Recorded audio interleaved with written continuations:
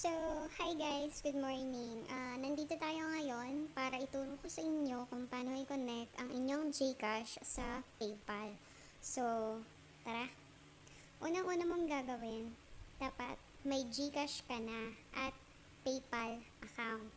And then, after nun, pumunta tayo sa GCash profile.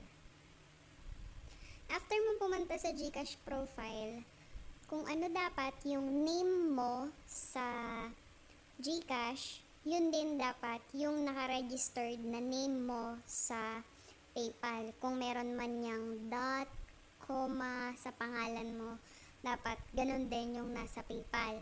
Para once na magka-cash out ka na sa PayPal through GCash, hindi ka na mahihirapan.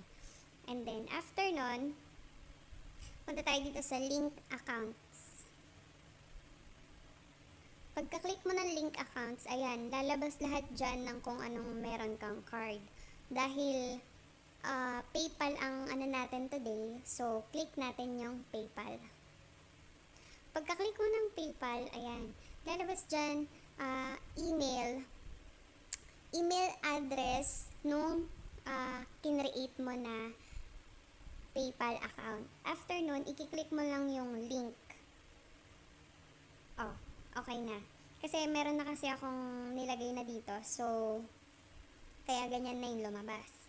After mong maklik yung link, lalabas doon yung login form mo ng PayPal account mo.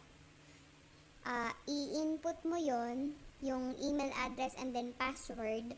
Pagkatapos nun, mako-connect na siya.